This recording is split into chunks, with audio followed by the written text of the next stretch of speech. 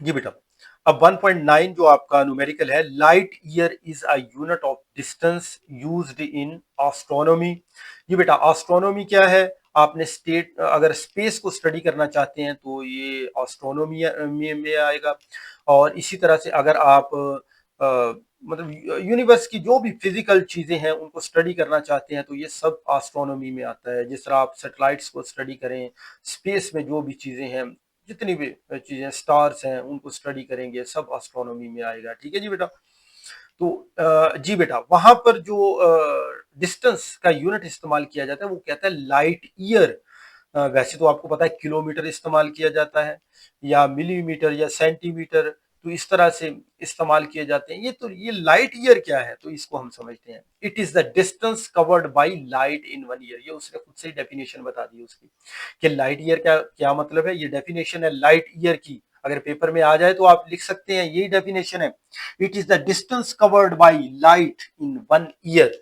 मतलब आप laser light है आपके पास, कोई भी लाइट है, अगर उसको बटन दबाएं, 1 साल वो चलती रहे, 1 साल में जितना वो फासला तय करेगी उसको कहते हैं 1 लाइट ईयर।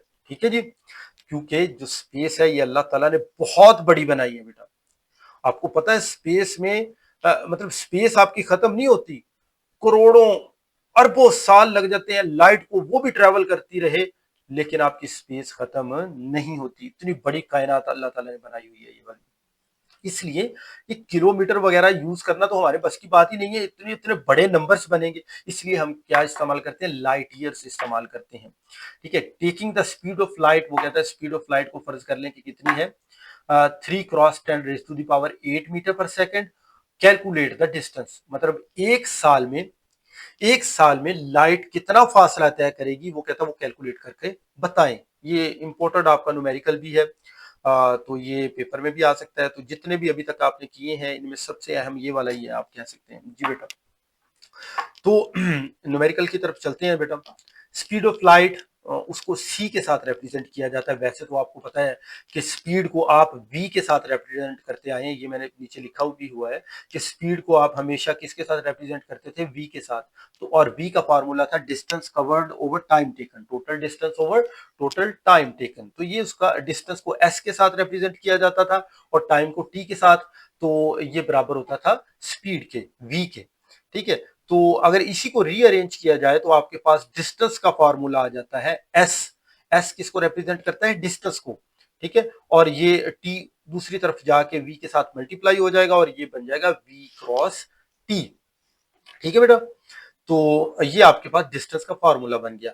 अब v की जगह पे क्या लिखा जाएगा, v इज इक्वल टू सी। बेटा ये क्योंकि उसने क्वेश्चन में ही स्पीड ऑफ लाइट की जगह पे c लिखा हुआ है, तो v को किसके साथ रिप्लेस कर देंगे हम, c के साथ। इसलिए हमारा नया फार्मूला बनेगा s is equal to C T.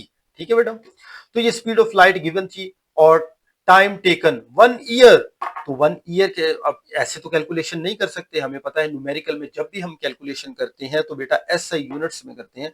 तो सबसे पहले जो भी टाइम दिया हुआ है, 1 ईयर उसने टाइम दिया हुआ, इसको एसआई यूनिट में कन्वर्ट करें। तो आपको पता है 1 साल में कितने दिन होते हैं, डेज, 365, 365 डेज होते हैं।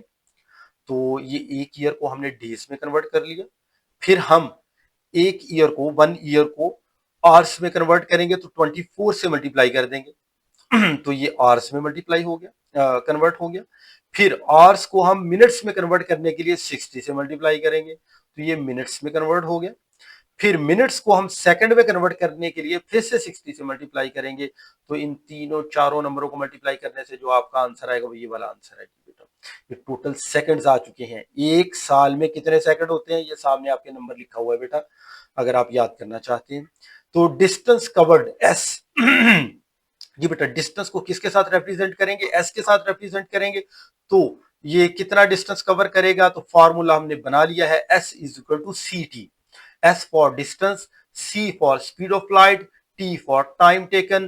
तो ये सारी वैल्यूज पुट करें। ये बेटा सी की जगह पे हम स्पीड ऑफ लाइट लिख देंगे, टी की जगह पे सेकंड्स लिख देंगे, फिर इनको हम मल्टीप्लाई कर देंगे। ठीक है जी। जी बेटा, 3 इसको हम मल्टीप्लाई करेंगे इस बड़े नंबर के साथ, और 10⁻⁸ इसको फिलहाल वैसे ही रहने दें। 3 और इस नंबर को आप मल्टीप्लाई कर लें तो आपका जो आंसर आएगा वो 9.4 जो 946 और सम नंबर्स आएंगे, ठीक है जी। तो 7 नंबर आगे भी होंगे। तो आपने क्या करना है, इसको साइंटिफिक नोटेशन में कन्वर्ट कर लेना है। तो फर्स्ट नॉन जीरो डिजिट उसके पीछे आपने पॉइंट को ले आना है। तो इसको बना लेना है आपने 9.46 cross 10 raise to the power 15, क्योंकि जितने नंबर पॉइंट ने जंप किए हैं वो सारे के सारे नंबर्स जो हैं, मतलब मिसाल के तौर पर अगर हमने 7 नंबर जंप किया है पॉइंट को 7 नंबर्स, तो 7 को 8 में जमा करेंगे तो ये टोटल हमारी पावर कितनी बन जाएगी, 15 बन जाएगी। तो ये फाइनल डिस्टेंस आपके पास आ चुका है। ये बहुत बड़ी अमाउंट है बेटा। s is equal to 9.46 cross 10 raise to the power 15 metre. तो एक बहुत बड़ी अमाउंट है। इतना फासला जो लाइट है एक सेकंड, एक जो साल है उसमें तय करेगी, ठीक है। ये आपने आंसर लिख देना है जी बेटा। अगले क्वेश्चन की तरफ